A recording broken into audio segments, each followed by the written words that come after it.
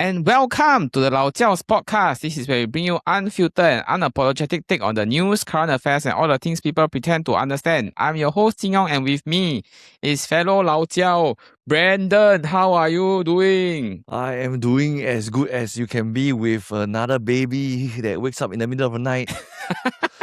It feels like I'm restarting back everything again. I feel it's blessing in disguise that now there's World Cup. So sometimes when I wake up at like 3 a.m. right, to feed the baby, I can at least watch the match with like half open eyes. I'm just like, let me feed my with the bottle. I'm just like, wow, go! Wow, I never thought your baby can become a motivation to watch World Cup. I would never imagine myself ever waking up at 3 a.m. to just to watch a match, right? But now, because I have multiple reasons to. World Cup, right, which is held in the US, Canada, and Mexico. We have to talk about the very big thing that happened in the US that is not the World Cup, and that is Taylor Swift and Travis Kelce married on July 3rd, 2026. In a tightly guarded but lavish ceremony at MSG in New York City, with comedian Adam Sandler officiating and around 1,000 A-list guests from music, Hollywood, and the NFL in attendance, and reportedly had live performances from legends like Stevie Nicks as part of a multi-hour celebration framed in US media as America's royal wedding.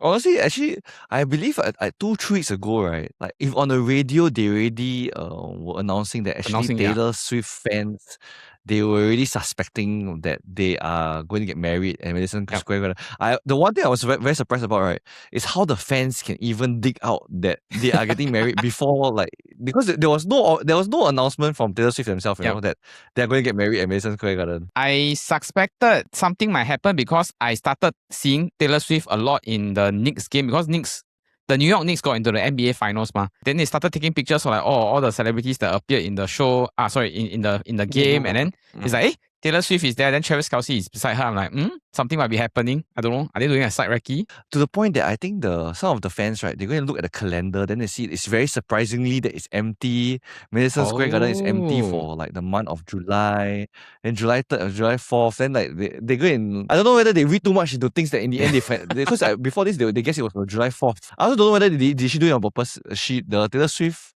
the setup crew wore the outfit, the Taylor Swift outfit to set up to deliver like the moving company go into Madison Square Garden.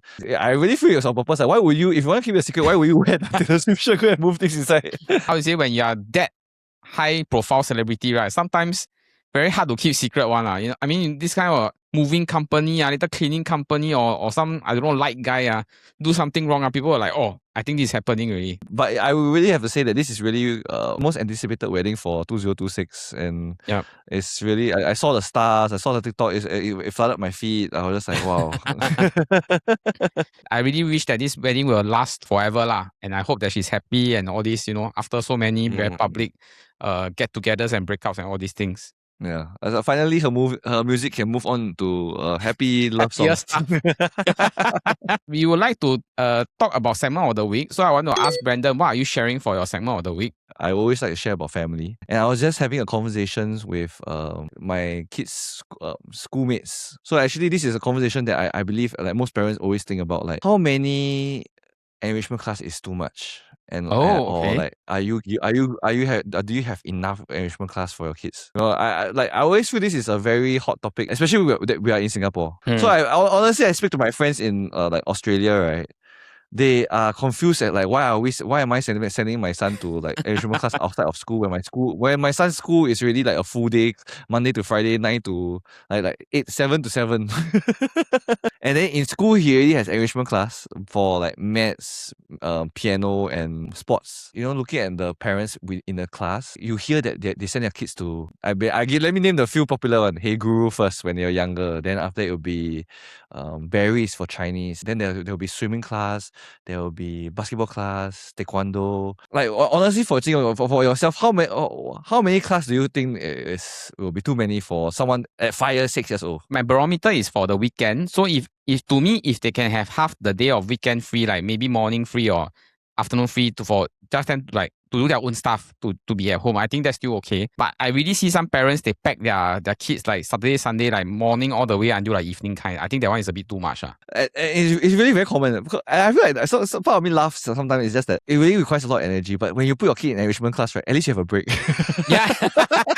It's like, I don't know what to do with my kid, so I just put him in enrichment class. So like at least spends time to learn something, and then I get to spend time doing my own thing. But I feel that at the end of the day, they're still 5 and 6 years old. It's true that they're in the formative years where they can actually absorb and learn a lot. There comes to a point where it gets too much, where it is into their childhood, you know? Yeah. And so I always feel that there's a good balance where if a kid is interested and he is willing to, honestly at 5, 6 years old, they are more vocal enough to vocal their feelings and their thoughts. So if your kid is interested into sports or in the English and they're still excited to go to class, then I feel that that's good. But if your kid is dreading class, like to the point that they feel very sian over the weekends, that like they feel like no joy that weekend is coming, right? I feel like that's where you start to can reassess whether maybe you can cut back on the classes. Spend more time as a family together, you know, like have a weekend day out instead of like your quality time is sending them to class. Yeah. So honestly, I believe Singapore acknowledges this, and that's the reason why they have a lot of like events for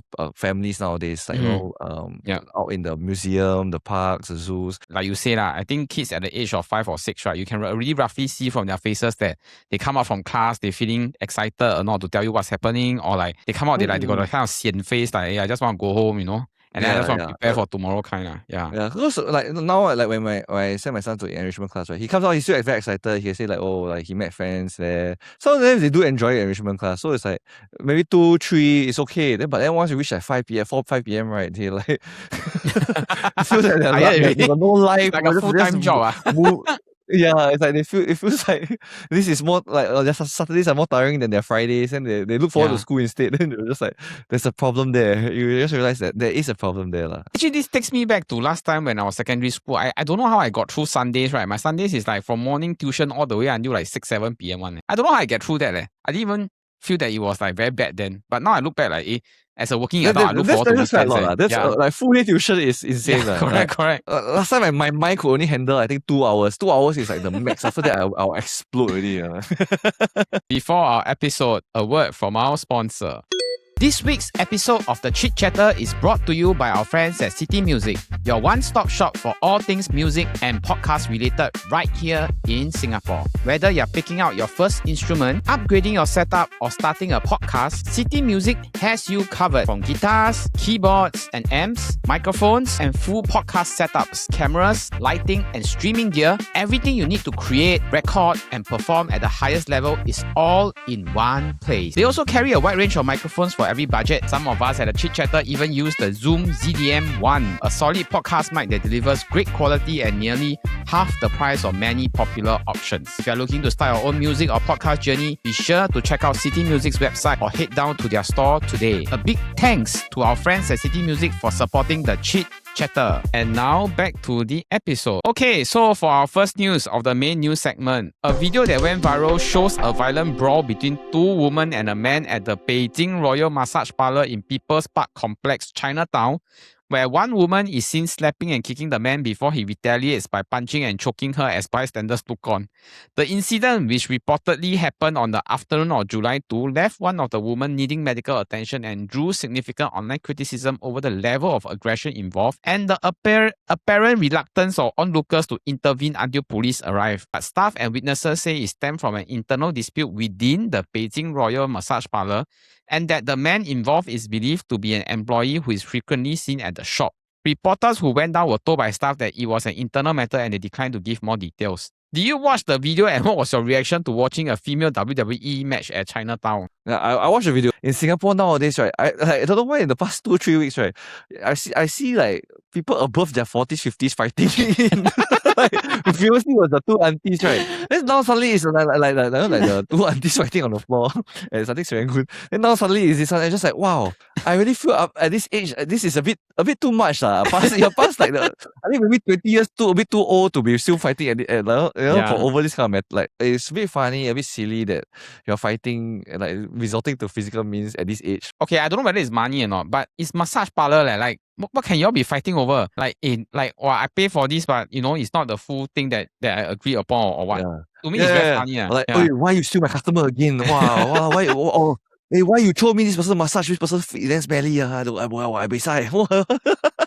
To me, what I don't understand is that online say a lot of people criticize, say, hey, you all never go in and like pull them apart. Then I'm like thinking they really one ball together already. Like how you want to pull them apart, yeah? Unless you tell me when they haven't fight, you go in and stop. That one I understand. But they really like hugging each other kind already. Then you want to, I don't know how to go in and stop them. Yeah, and I feel like it's partly the age thing, you know. Like if it's a younger people, right, you don't mind like just faster go and grab and just throw them aside, you know, like pull them away. But then when it's older people, right, you're very scared that you go and intervene, right? Then you use so much strength, then suddenly you are the cause crack of like here or crack there, a crack here, crack there. Then suddenly suddenly you are like the problem. You suddenly get arrested, right? Okay, then I want to ask my next question, right, which is that not just People Park's complex, but a lot of places, right? There are a lot of shady massage parlors and all this. Do you think that this case could be linked to that? And do you believe that some of these massage parlors are really doing very like shady stuff? Singapore is cracking down quite a lot. I like honestly the news recently they're just like spamming like Singapore is cracking down a lot on all these shady massage places. Although I still see like it's like there are still the famous few like last time I remember I go to a land shop at Parkway Mall. Land shop, there's a lot of shady massage place. It's very clear the person sitting outside. It's like it should be quite easy to catch. But anyway, if there's something shady going on, right, even more so, what you should be like lay low and keep quiet. Why would you all fight and make this blow things up? You know, it's quite it's even crazier that if it ever happens. But there is really a bit too many shady massage parlors. The Chinese news outlet 8 World News, right, did a very interesting podcast episode where they invited two like TCM practitioners to speak about this phenomenon, because apparently recently, right, it's quite common for some of these massage parlors to just go out to TCM and say, hey, you know, can we use your TCM place or your name, right? Then you just keep a blind eye to what we do at the back. So apparently, right, some of them will approach, and then those that will say no, they say, okay lah, you say no, we will go to another one. Then they will really find those TCM parlors that will say yes one, because either they are that cash strapped or like they want to like earn quick buck lah.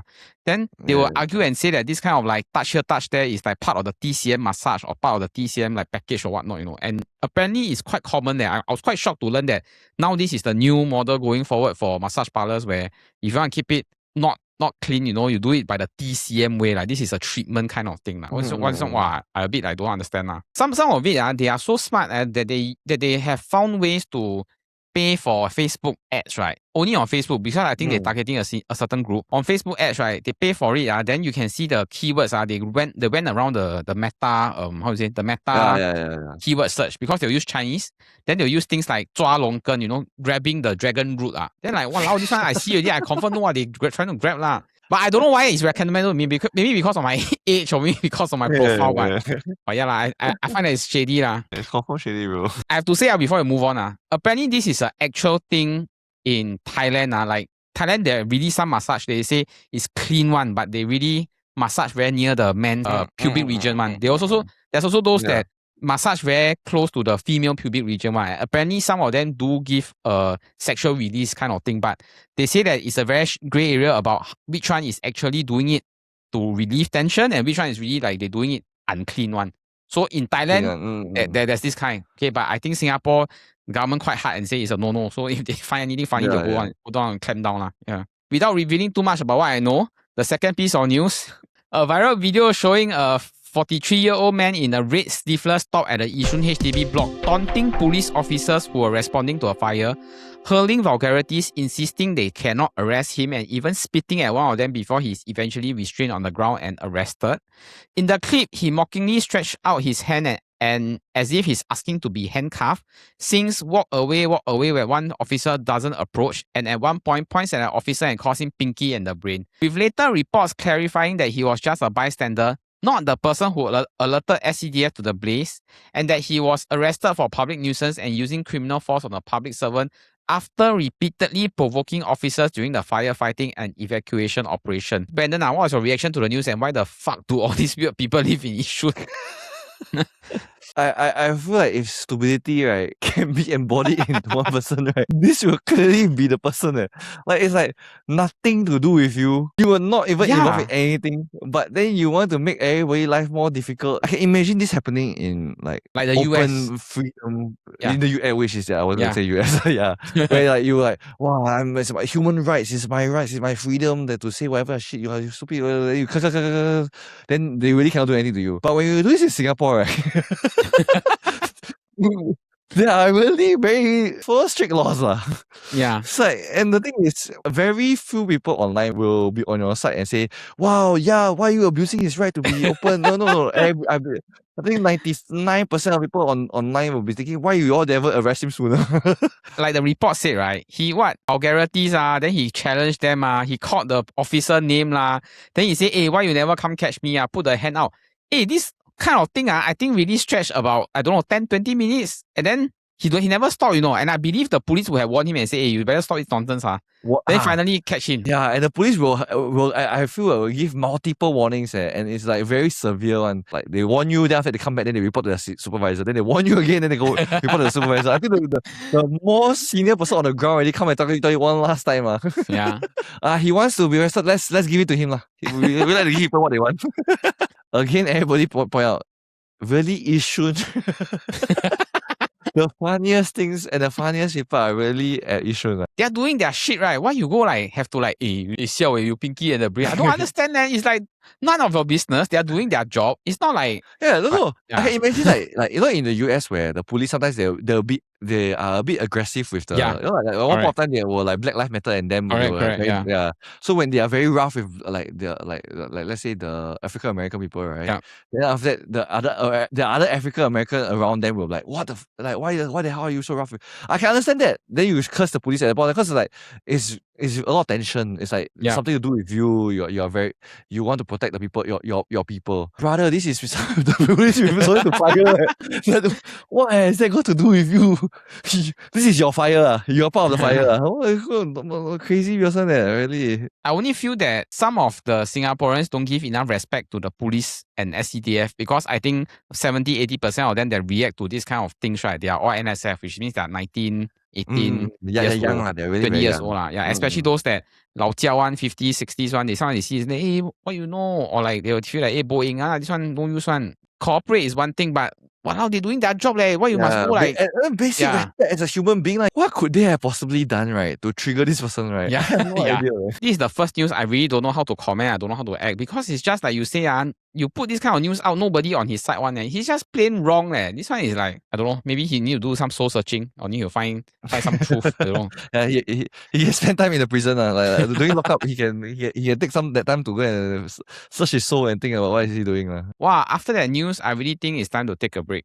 So this week's episode of the Chit Chatter Podcast is brought to you by our friends at Eaglewings Cinematics, offering one of the most premium cinema experiences you can find right here in Singapore. Located at KAP Mall, Eaglewings isn't your typical cinema chain. It's a boutique cinema experience that blends comfort, style, and community with 5 uniquely themed halls. Every visit feels fresh and memorable, whether you're planning a date night, a family outing, or a special celebration. EagleWings is about more than just movies. They take cinema dining to the next level with a wide variety of dishes from their award-winning EagleWings Loft menu. From lobster, risotto, and wagyu burgers to pizza, pasta, you can enjoy restaurant quality food delivered straight to your seat while you watch your movie. If you're looking for an even more premium experience, selected ticket classes also give you access to their exclusive lounge where you can enjoy complimentary coffee, tea or soft drinks, and even relax in a massage chair before your movie begins. And what truly sets EagleWing apart is that they offer much more than just the latest blockbuster. They also host private screenings for special occasions including birthday parties, corporate events, and even unforgettable wedding proposals. So don't forget to download the EagleWings app where you'll unlock a range of exclusive perks and reward, not only for your cinema visits but also at participating outlets throughout KAP Mall. Head down to Eaglewings Cinematics at KAP Mall or visit their website to book your tickets today. Once again, a huge thank you to Eaglewings Cinematics for sponsoring this week's episode of the Chit Chatter Podcast. And now back to the episode. Speaking about people that don't know what they are doing or they are just plain dumb, the third piece of news, 2 boys aged 11 and 12 were given conditional warnings after they forcefully entered the restricted back cabin door of an MRT station on the North-South line on February 21. A video of the incident, which recently went viral on social media, showed them using a tool to gain access to the cabin and repeatedly pressing a control panel button, triggering the train's onboard alarm. The train captain immediately alerted SMRT's Operations Control Center. Station staff responded at the next station and a police report was filed. Now, Brandon, what was your initial reaction to this news and the viral video? I was thinking, right, what the balls on these two kids, 11 and 12, primary 5 and primary 6. Yeah. I'm just like, the guts you have to have, right, to do this in like the SMRT train, right? Really quite crazy, especially in Singapore, where you know that people don't joke around with the laws. This is, but maybe because they're young, they must be watching too much of stupid YouTubers in like US and exactly. where they, that there are a lot of prank videos where they go too far and they do really a lot of dumb things. Like some of the YouTubers, they do this kind of stupid shit, right? They got a lot of money to pay off like the people. They throw money at the other people at the stores to like accept their wrongdoings. Singapore, you got money, doesn't matter. You do this at SMRT, right? You are going to. Yeah, because if you ask me, right, I think they got off easy. Like SMRT just said, okay, I give you conditional warning. If it's me, I would have like I don't know, you have to report for community work 50 hours or 72 hours kind. It's a legit safety issue. This one is like you break into the operations control center. You can have caused, I don't know, the MRT to like stop and then, people like suddenly the ama standing fall down this kind. It's really very dangerous. I feel like one thing is they got off easy because nobody got hurt. Nobody got hurt. Nothing was done. I think that nothing was even slowed down. Still, I want to break into really the control station. Then after that, the control port and to even do these kind of things, right? If they get off too easy, right, they will think that they can do it again. And what kind of message are you trying to send? That I feel like they should at least do mandatory counseling in school. Wow, that's at least like them saying you have to every week you have to go back for 3 hours. Yeah. I will give community work to them, and then your community work is that you have to follow the SMRT stuff, do all the that's actually a good punishment. I feel like that the school should really enforce that. Then like the ama like that, not the ama, all the aunties that no eating and drinking on the train. This is the last stop. Please get out. Yes. And you understand right? I don't know this kind of thing. I feel that you have to be in their shoes. Then you understand that this is not an easy job, Correct. This one, another thing that I want to mention is that it's the same issue that we've been saying for the past few episodes about like teenagers and their dumb thinking. You do something dumb, right? You must film and put it online. But at the end of the day, the whole point, the whole reason why they do it is for clout, ma. I know last time when you pull pranks and you do stupid things, you film on your phone, right? But you keep it for yourself. It's funny. You use to watch back. You laugh. You show your friends. You laugh to prove that you did it. Now it's like they don't just push. They post it online.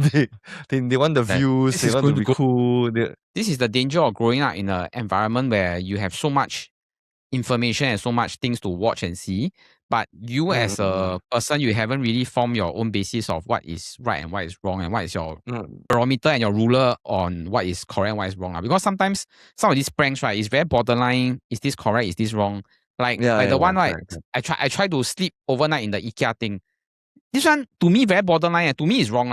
Okay, but I know that to some people, they feel that nothing wrong, quite fun, it's harmless also. You just hide inside. It really depends. It's a very gray area, but I have seen someone did it, right? But he had the proper he had the proper permission. So the owner of that store had knows, but the rest of the staff don't know. Yeah, so then this is okay. But if nobody knows and you own self go and sneak the store, you're basically doing trespassing and breaking an entry. That's against the law already. So that's very different. Okay, so before we end the episode, we would like to go with around quick fire news for the Alamak meter. The first news, a woman claims she found a dead house lizard in her fried rice after ordering from Wok Hei outlet at Tampines 1 on June 28. Saying she discovered it after taking 3 bites. Now, she rejected the company's offer of 2 complimentary meals, accepted a full refund instead, and reported the incident to SFA. Now, Wok Hei says its internal review, including CCTV checks and a pest control inspection, found no signs of lizard activity at the outlet, and that preliminary findings do not support the claim that the lizard originated from its premises, while SFA is investigating the case. I would say this is plain Alamak. This is damn gross. I cannot imagine if literally put it in your mouth, right? Wow. I saw the photo. It really looked like it's alive. That much rice or that much the noodle to cover the whole the cold lizard, or is it like you finish, you put on the thing and the lizard that drop, then you cannot see at all? Maybe he had a delivery driver's car, then he climbs inside. Oh, Who yes, knows? it could be. A 51-year-old Singaporean man was sentenced to 24 days jail after he damaged and toppled an N-Parks crow trap near Block 51 Havelock Road, releasing 4 trap birds and causing about $4,000 in damage. The court heard that he broke the trap stop with a rock before returning later the same day to topple the cage because he felt sorry for the trap bird, telling the court he empathized with them as he was lonely and had no friends. Right, honestly, I saw this, right? I was just like, wow, this is both sad and dumb, eh.